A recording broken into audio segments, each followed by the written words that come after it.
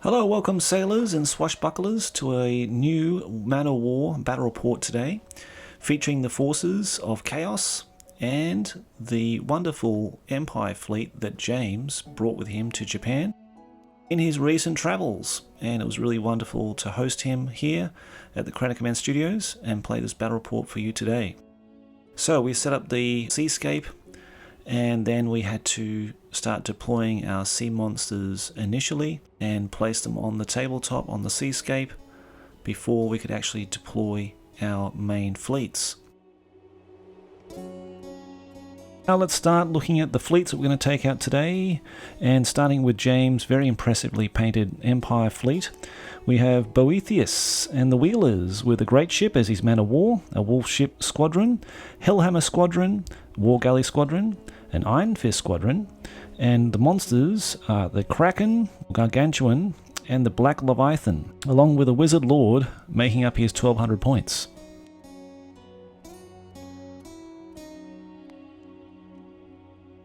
And for myself, I've taken the Chaos Undivided list with 3 War Galleys of Khorne, the Bane Tower of Tzeentch carrying a Sorcerer, the Great Winged Terror, which is my Man of War, along with the Plague Ship, also another Man of War, and 3 Plague Crushers, the ships of the line, plus the Greater Demon of Tzeentch, and the Sea Dragon, and the Behemoth, rounding out my 1200 points today.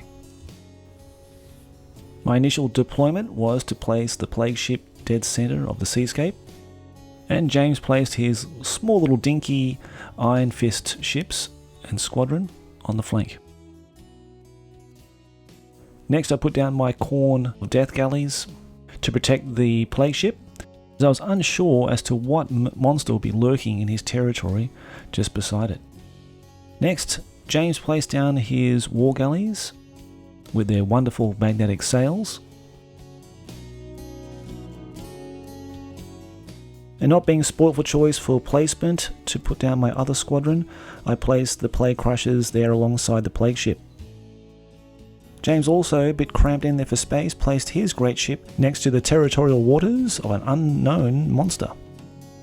Next came down the Bane Tower, followed by the pride of the Empire, the Imperial Wolf ships. And I thought I'd just place the Greater Demon of Tzeentch just behind the island. Hellhammers came down now, just forming quite a cluster of ships all in one side of the table. And then I placed the pride of my fleet, the Great Winged Terror, also in the back lines to protect my other ships from potential threats from the monsters. James then drew his 6 spells for his Wizard Lord. I did the same for my Chaos Sorcerer, and then we're ready to start the game by rolling for the initiative. James looking mighty confident for an Empire victory today. He picked up his die, I did the same, and we're ready to roll for initiative for the game to determine who would actually act first in casting spells and activating the very first of their fleets.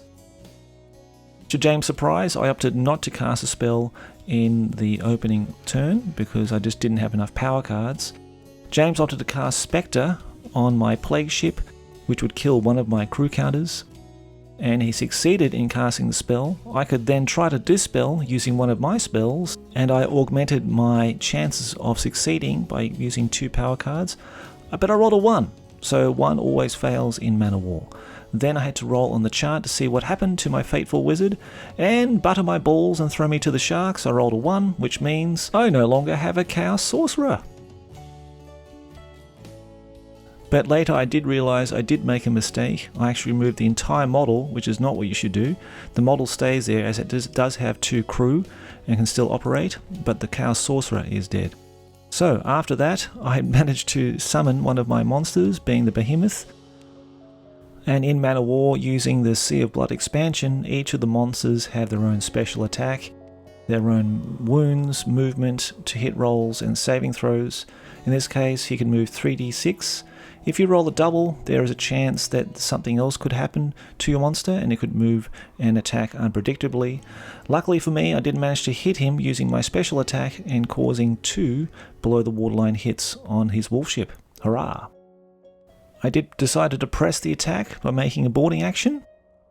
And, of course, famously, I rolled a 1, beautiful. Adding my wounds, which are 3, and his 6 to his crew, resulted in a wound on mine, and the first wound to the behemoth. Then James decided to, with the scent of blood in the air, attack again, but I managed to cause another wound and losing another crew counter, but he again wounded my behemoth. And sadly, as we continued on, I did actually lose the behemoth in the boarding action, but I was happy with the damage I caused to his wolf ship. And one of the game's greatest strengths in Man of War is that you have alternate activations. It was then James's turn to activate one of his squadrons, which he did with the Hellhammers. And in my next activation, I thought I'd summon my Sea Dragon, but alas, I rolled a 1 again, just in case you haven't seen enough of those already. James wasn't afflicted with this rolling of 1 during the game, and he was successful in raising his Kraken. With the Kraken unleashed, it's going to be very difficult for me to contain it, as it was right in my ribs there, into the death gullies, and it was just going to pluck out those crew left, right and centre, which he did successfully on his first attack. And on the second boarding action, he came in and it was just going to be unstoppable on a 6, and another crew was taken off to leave that ship abandoned. Then the Great Winged Terror, the pride and joy of my fleet, opened up with its lightning bolts, which are special energy bolts that shoot out from the ship, and to the resounding joy of the gods, they inflicted 3 wounds on the beast. And not being the only person afflicted with rolling a 1, James did roll 1 to summon one of his monsters, which enabled my Plague Crushers to sail through his territorial waters, hopefully to safety. And keeping up with the Hellhammers, the War Galleys moved up to fill in the gaps between the spaces left by the Hellhammer squadron.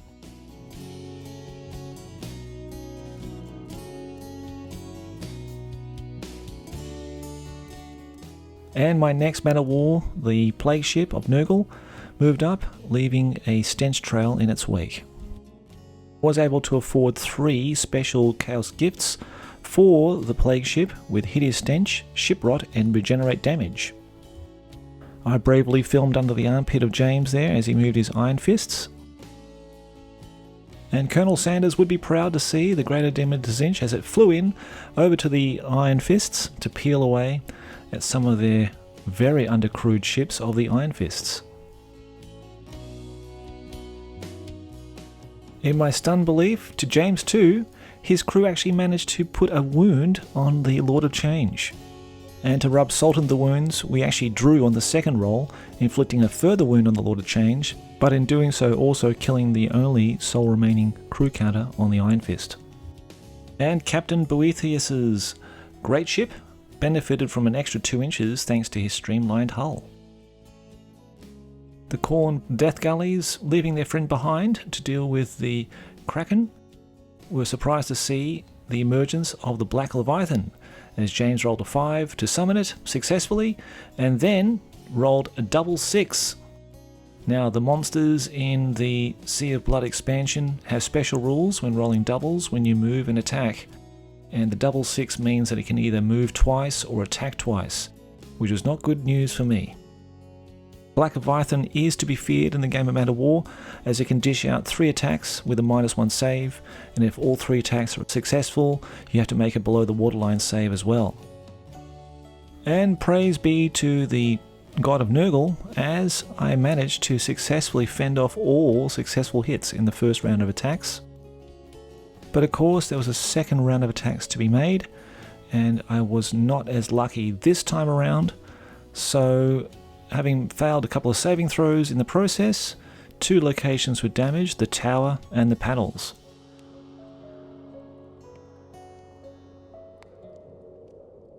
But if that wasn't enough, then the boarding action ensued, with the Black Leviathan tearing away first one of the crew counters, and then the second time also rolling a 1 and seeing the other last remaining crew counter and leaving the ship abandoned. And the last activation for the round saw James activate his wolf ships, which are absolutely terrifying. If you thought the Black Leviathan was bad, wait till you face a squadron of those guys. And with that out of the way, we're ready to go into the end phase and start for turn 2.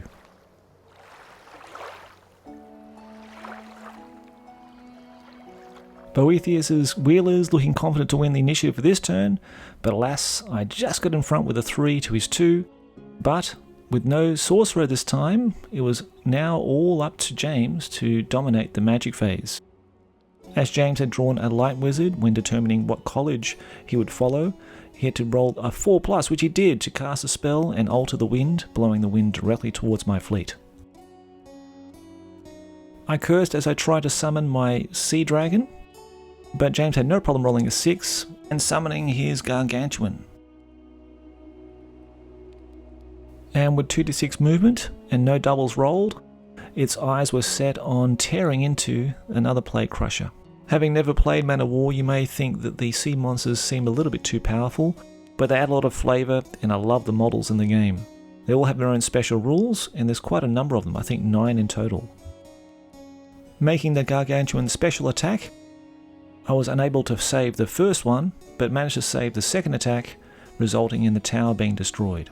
Then came the boarding action, with James rolling a 3, I rolling a 6, and managed to inflict a wound on it. With boarding actions, you're rolling a dice and adding your crew, and in terms of monsters, you're adding your wounds. And in this case, I came off the worse off of the 2, and lost both my crew counters, resulting in my Plague Crusher abandoned. But thankfully, the pride of my fleet, the Great Winged Terror, unleashed a series of 5 bolts upon the Kraken, and not being able to save any of those, it died and fell to the bottom of the sea.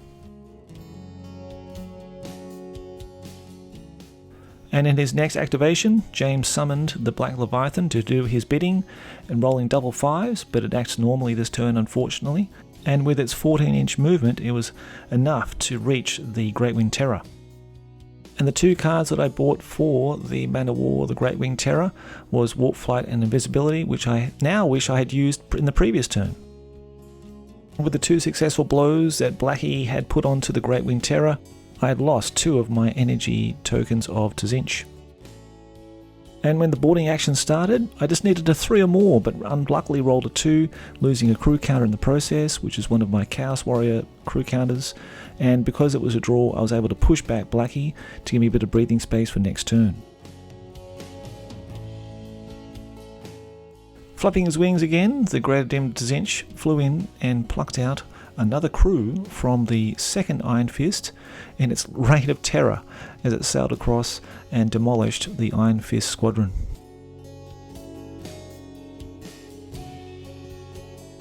The now lone survivor of the Iron Fist squadron decided to break free, but its mortar cannon just narrowly missing the intended target.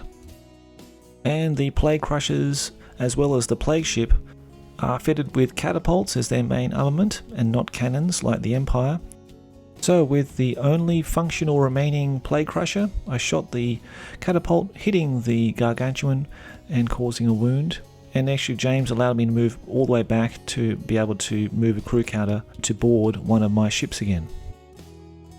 James now activated his war galleys, and one actually got within long range of one of the death galleys, managed to hit it, but by Blackbeard's beard, I rolled a 6. With no enemy ships within potential range of its catapults, the Plague Ship decided to turn around and have a shot at Blackie itself. In long range this shot would be, and I managed to roll a 1. James's next activation was then to have the Great Ship put itself into a good position for next turn, as it can fire cannons from all sides. And the Chaos Cultists upon the Death Galleys of Khorne saw that the Great Ship was in range, opened up with their cannons, managed to hit, but James managed to save, and the second shot from the second Death Galley managed to miss. Did, however, manage to remember that I did have a Flaming Prow, which is a special attack, but again managed to miss. With no further activations on my side, it was just left to James to move his remaining squadrons and to go through anything in the end phase to prepare us for rolling for the initiative for the next turn.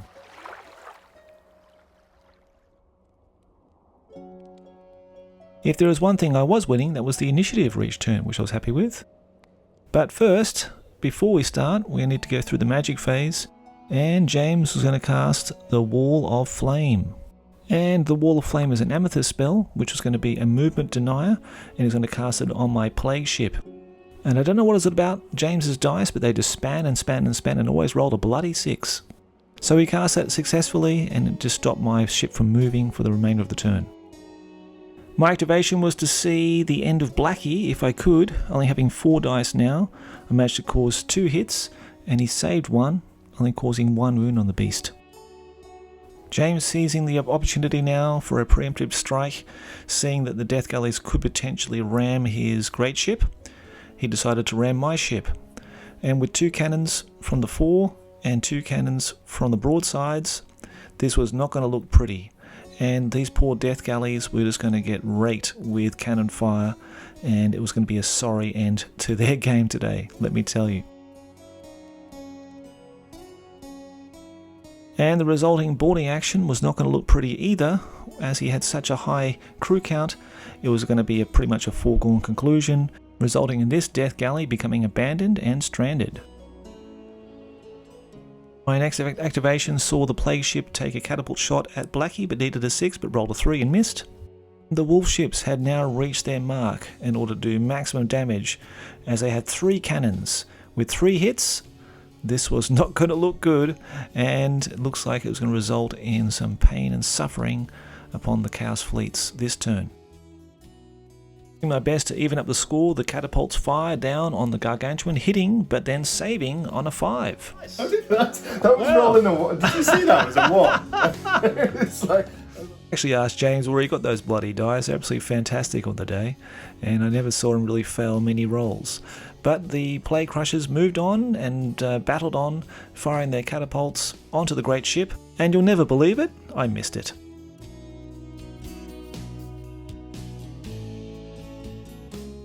Having terrorized the first plague ship with the Gargantuan, it was now on the move and on the prowl to see if he can take out and wreck another active ship in my fleet. I was only hoping that my bad luck would rub off on James during the game, but alas, it was not to be, with scoring 2 hits, and a save and a fail, destroying the sail on the ship. And when the boarding actions came, rolling a strong 5 to my 2 resulted in the last and remaining crew counter and making that ship abandoned.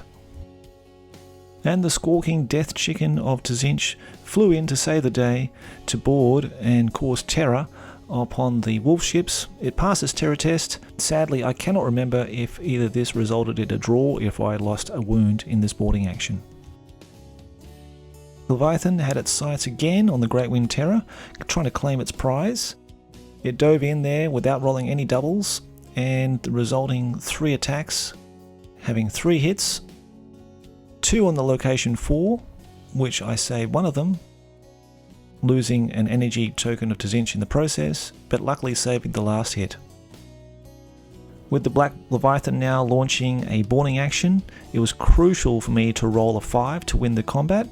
Alas, rolling a 2, losing the last Chaos Warrior token, and then my Admiral being eaten by the Black Leviathan and leaving the Great Winged Terror abandoned. In the previous combat though, I did manage to put a Nurgle's Rot counter on the Gargantuan from the Plague Crusher. Trying to summon my own monster though, only resulted in a 1 and failing, and then the little Iron Fist that could started progressing its way down to be in range of shooting its lovely mortar. It was the very first time I got to see one of these models in real life and see its effects of its mortar cannon. But the chance of me rolling another 1? Well, there you go. And we're both glad to see the little Iron Fist doing some damage in the end. And now with the Empire fleet enveloping my Chaos fleet, now it's starting to get smaller and smaller, I just needed some luck, and hopefully my dice rolls would change. I can't fail this one. Plus 1 to a 1 is... Yay! Right. That's the key word. Comes back around, yeah. Can't fail this one, surely. Yeah. Even astonished James on the day rolling so many 1s, so he's happy to see I had my own little dice mantra in effect, and I needed it considering how much firepower was coming my way. Can't fail this one. Yes. Like Hey, that. That's it. This is it. This is That's the how word. you activate those dice. Cannot fail this one.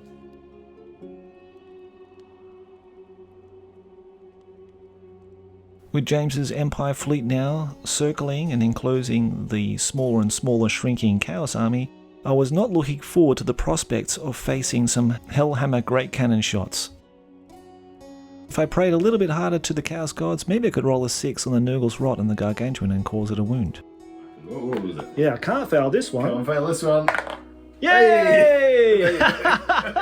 And it was good to see a bit of Nurgle's Rot set in on the Gargantuan.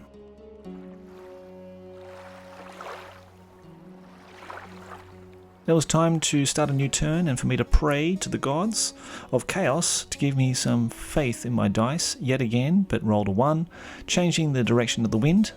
We had to roll off again for initiative, me winning on a 6, and it was time for James to cast his soul spell for the turn, which he did with Living Mire. And casting this on my Greater Demon of Tzinch meant that I would not be able to move this turn. 4+, can't fail that. Yeah, look at that. Look at this. This is fucking amazing. Man. With the Chaos Gods turning their favour on me again, I managed to summon the Sea Dragon, finally! And he got to move 6 inches this turn with no ill effects on the double roll towards the wolf ships.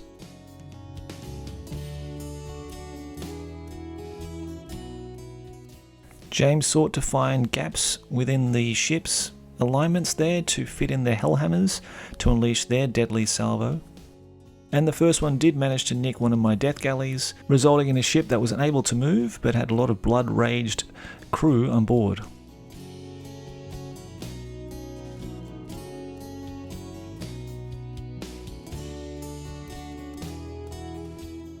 Using all its movement, the plague ship spun around another 180 degrees, firing its catapult on the great ship this time, scoring a hit, much to my surprise, and James needed a 5+ to save, which he did.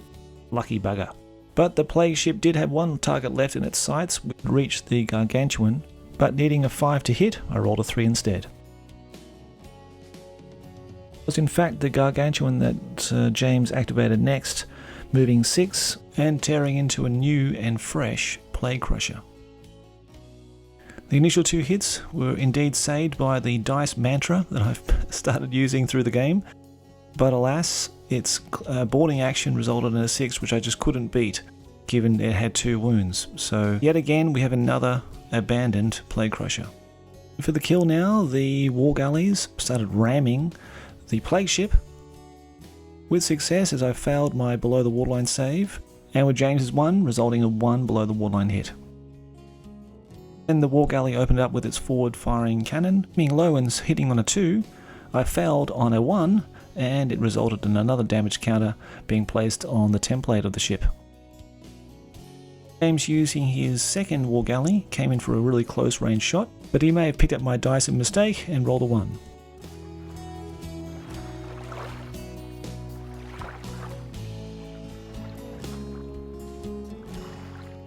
The little remaining Iron Fist that could did fire off another salvo of its mortar shell onto my plague ship, resulting on an accurate shot, then resulting in a hit, but I managed to save in the end.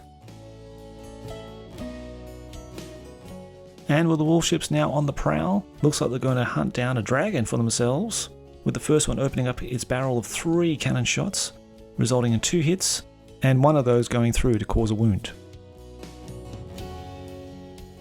Second wolf ship decided to circle around with the intention of shooting all of its 3 cannons and then boarding the beast.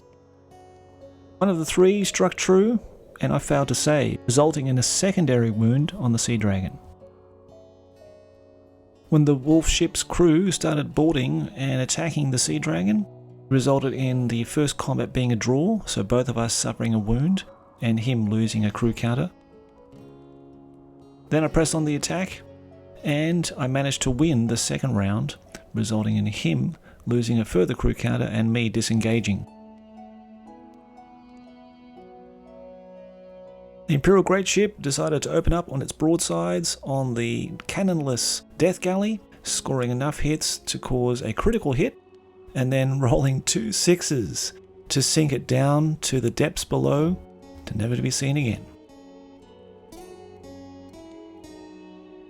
And I managed to get a bit of luck. As James activated the Black Leviathan, he rolled a double 2, which resulted in the monster becoming frenzied, and it must move towards the nearest friendliest vessel, and when it reaches it, it attacks it. Yay!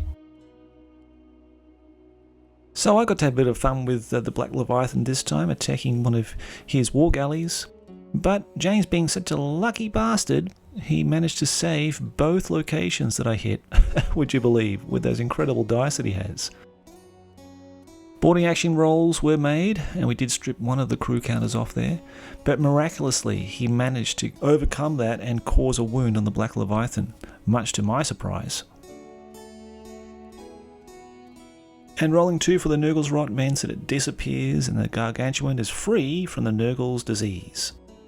And in the end phase, I decided to use Regenerate Damage, one of my special cards on my Plague ship, to try to regenerate the Plague Catapult, but failed on a 4. And looking over James's ship templates, it looks like I was doing very little damage to any of his ships apart from the Iron Fists, and it would be a small miracle if I could pull this back and not see James run away with a complete landslide victory.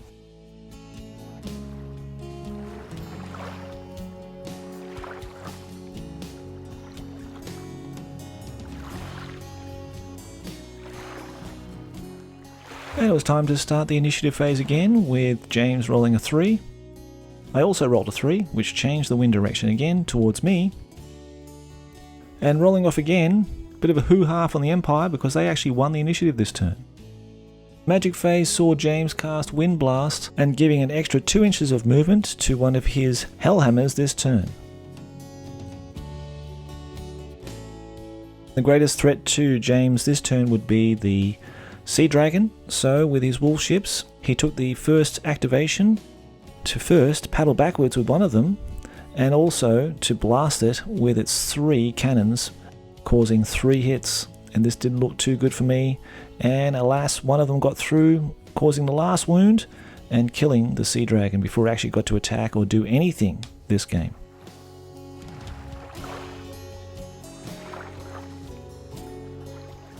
So it was time to unleash the beast of the Greater Demon of Tzinch on one of the wolf ships.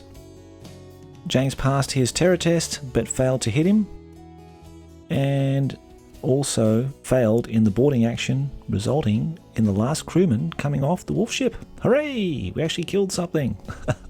Hallelujah. So James then activated his war galleys and fired, with scoring 1 hit on one of them, onto the bows of the plague ship. I failed to save it on a 2 and leaving the bows damaged in the end. And this is a good reason why you should always check your ship templates, because I'm attempting to shoot the great ship with my forward catapult, but I think that's been knocked out looking at the ship template now. But I don't think it actually did any damage because, of course, James saved it. But my broadside catapults could fire, resulting in a hit on the Gargantuan and causing a wound.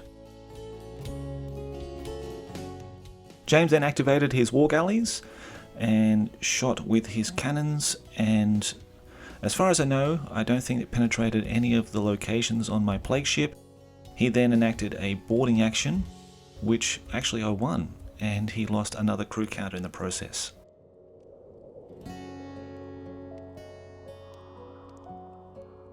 So I really do enjoy playing the Empire because of the great ship. It's such an iconic looking model. And also it has the ability to fire from every facing. So in here, James really wanted to get to this sweet spot where you can fire all cannons from all sides and try to do as much damage as possible. He did inflict a critical hit on the plague ship, inflicting another 2 damage points and actually sinking it in the end. And it was at this point I just realised it was game, set and match. I hadn't really inflicted a lot of damage onto the Empire fleet, and the victory really went to James. We both had a fantastic game and a great day of playing Man of War. I wanted to congratulate James on his stunning victory, winning 23 to 14 for the Empire, and giving me a good solid thrashing through the day. So it was good fun. I've never seen so many ones rolled on my side and sixes for James, but it was such a great day, and I hope to have more games of Man of War in the future and to bring them here to you at the Crown of Command. So thank you very much for watching. If you did enjoy it, please like and subscribe and comment below.